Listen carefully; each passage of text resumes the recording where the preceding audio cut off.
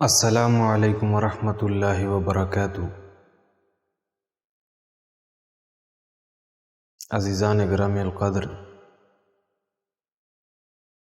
آج ہم پھر آپ کی خدمت میں ایک نئے موضوع کے ساتھ حاضر ہوئے ہیں۔ آگے بڑھنے سے پہلے میری آپ سے استدعا ہوگی کہ اگر آپ کو ہمارا یہ سلسلہ پسند آ رہا ہے تو آپ ہمارے اس چینل کو سبسکرائب بھی کر لیجئے، اپنے دوستوں کے ساتھ بھی شیئر کیجئے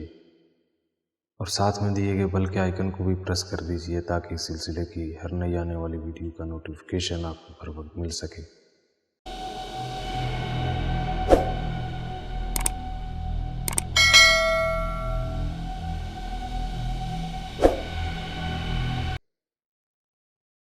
آج ہم صحابہ کرام علیہ رضوان کے ایک ایسے طرز عمل پہ گفتگو کرنے جا رہے ہیں۔ سامعین گرامی القدر، جب صحابہ کرام علیہ رضوان کے سامنے اللہ کے نبی صلی اللہ علیہ وسلم کا کوئی حکم آ جاتا تو کس محبت کے ساتھ، کس وارفتگی کے ساتھ اس پر عمل کرتے۔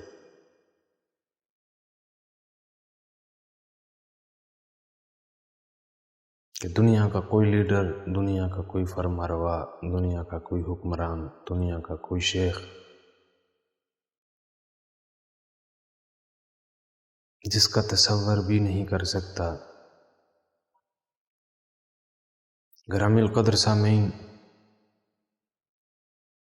اللہ کے نبی صلی اللہ علیہ وسلم مسجد نبوی میں تشریف فرما ہے۔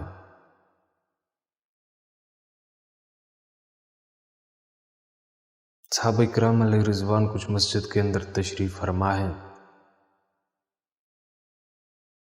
کچھ مسجد میں داخل ہو رہے ہیں، کچھ مسجد کی طرف آ رہے ہیں۔ اس اثناء میں جناب رسول اللہ صلی اللہ علیہ وسلم نے صحابہ کرام علیہ رضوان کو منظم کرنے کے لیے ایک اعلان فرمایا ہے۔ جناب رسول اللہ صلی اللہ علیہ وسلم نے فرمایا، بیٹھ جاؤ۔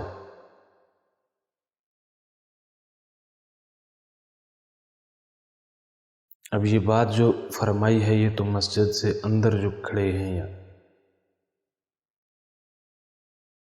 فرمائی تو ان کے لیے ہے،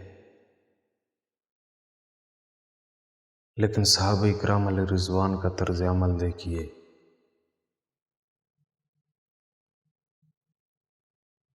کہ جو صحابی جس جگہ پر موجود تھا، جس کے کانوں میں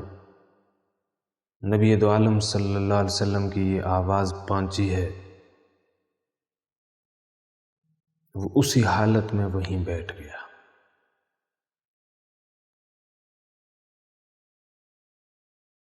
نبی دو عالم صلی اللہ علیہ وسلم جب خطبہ ارشاد فرمانے کے بعد مسجد سے باہر نکلے ہیں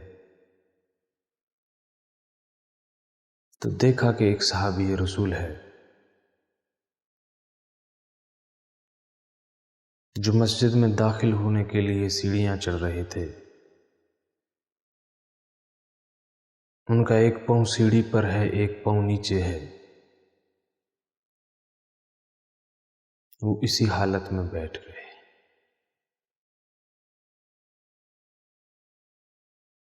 ان سے پوچھا، یہ کیا کر رہے ہیں؟ عرض کیا، یا رسول اللہ صلی اللہ علیہ وسلم، جب آپ کی آواز کان میں پڑی ہے تو اس کے بعد میں نے کہا بجا آوری میں دیر نہ ہو جائے، میں اسی حالت میں بیٹھ گیا۔ سیدنا انس رضی اللہ تعالیٰ عنہ بکریوں کی ڈڑبے میں ہیں، انہیں چارہ ڈال رہے تھے۔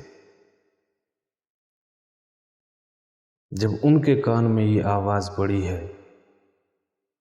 تو اسی حالت میں وہیں بیٹھ گئے۔ جب ان سے پوچھا گیا کہ آپ یہ کیا کر رہے ہیں تو عرض کیا یا رسول اللہ صلی اللہ علیہ وسلم، جب آپ کی آواز کان میں پڑی ہے تو اس کے بعد میں نے سمجھا کہ میں حکم کی بجا آوری میں تاخیر نہ کروں۔ میں اسی حالت میں یہیں اس ڈڑبے کے اندر بیٹھ گیا، اور جب نبی دو عالم صلی اللہ علیہ وسلم پر یہ آیے کریمہ نازل ہوئی ہے کہ نبی کی مجلس کے اندر اپنی آوازوں کو نبی کی آواز سے بلند نہ کیا کرو، ورنہ تمہارے اعمال اکارت ہو جائیں گے۔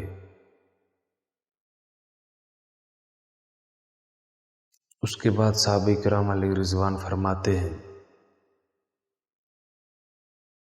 ایک صحابی رسول ہیں، انہوں نے نبی دو عالم صلی اللہ علیہ وسلم کی مجلس میں آنا ہی چھوڑ دیا۔ اس کی وجہ یہ تھی کہ ان کی آواز طبعاً فطرتاً بلند تھی، تو اس خوف کی وجہ سے نبی دو عالم صلی اللہ علیہ وسلم کی بارگاہ اور مجلس میں آنا چھوڑ دیا کہ میں جب بولتا ہوں تو میری آواز بلند ہوتی ہے،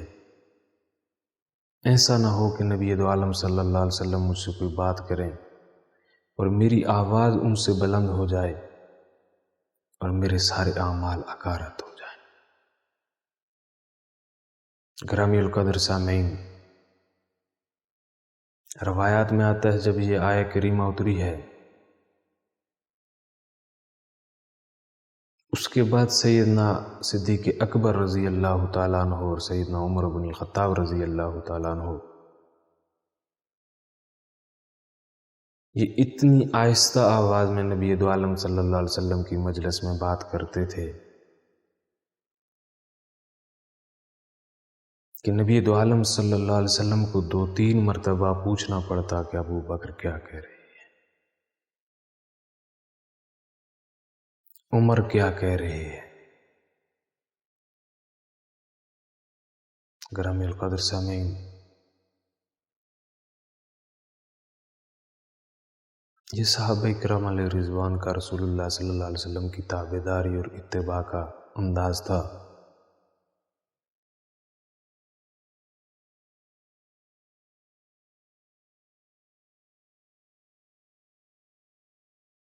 گرامی القدر سامعین، یہ تو عام زندگی کے معمولات کی بات میں کر رہا تھا، ایک ایسی کیفیت کے اندر جب سامنے لشکر مخالف کھڑا ہو،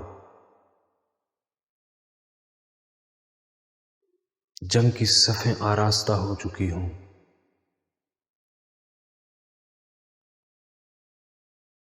اللہ کے نبی صلی اللہ علیہ وسلم کے جو تیر انداز مسلمانوں کے لشکر کے فرنٹ پہ کھڑے تھے،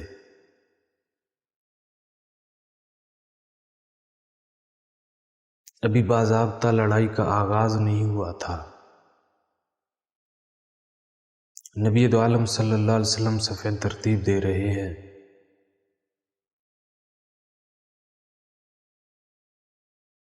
کفار نے موقع پا کر جنگی حکمت عملی کے تحت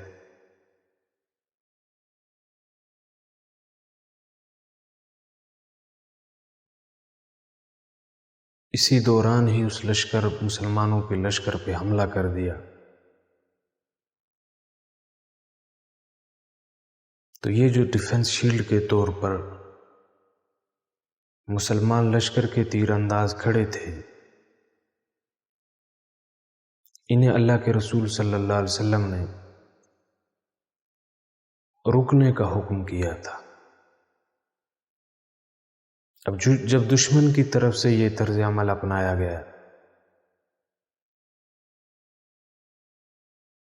تو نبی دو عالم صلی اللہ علیہ وسلم کی منشا یہ نہیں تھی، بلکہ صفوں کی درستگی کے لیے انہوں نے یہ حکم دیا تھا، لیکن مجال ہے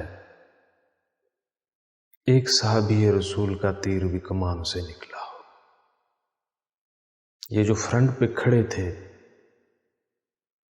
یہ سب کے سب دشمن کے تیروں سے چھلنی ہو گئے،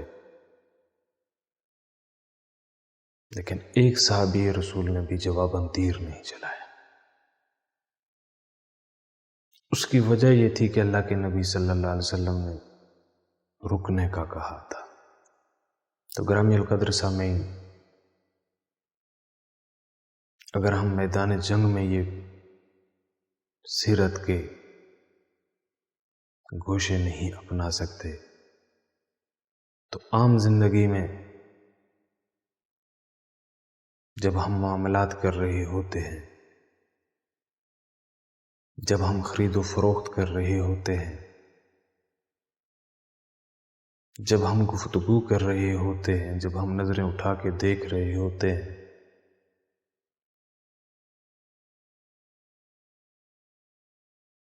جب ہم ایسے مناظر کو دیکھ رہے ہوتے ہیں جنہیں دیکھنا شریعت نے منع فرمایا ہے، تو کم از کم ہمیں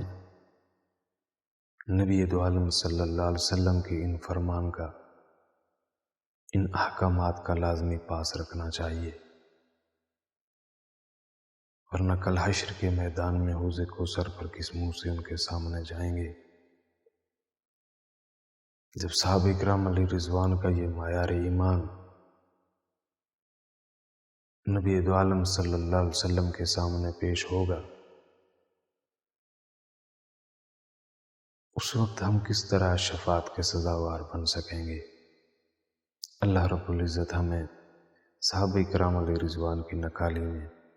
نبی دو عالم صلی اللہ علیہ وسلم کی اسوہ حسنہ پہ چلنے کی توفیق عطا فرمائے۔ ملتے ہیں ایک نئی ویڈیو کے ساتھ اگلی نشست میں۔ اگر آپ نے ابھی تک ہمارے اس چینل کو سبسکرائب نہیں کیا ہے تو گزارش ہے کہ سبسکرائب بھی کر لیں اور ساتھ میں دیے گئے بیل کے آئیکن کو بھی پریس کر دیں تاکہ آپ کو ہمارے اس سلسلے کی عام ویڈیوز کی نوٹیفیکیشن بر وقت مل سکیں۔ فی امان اللہ، السلام علیکم۔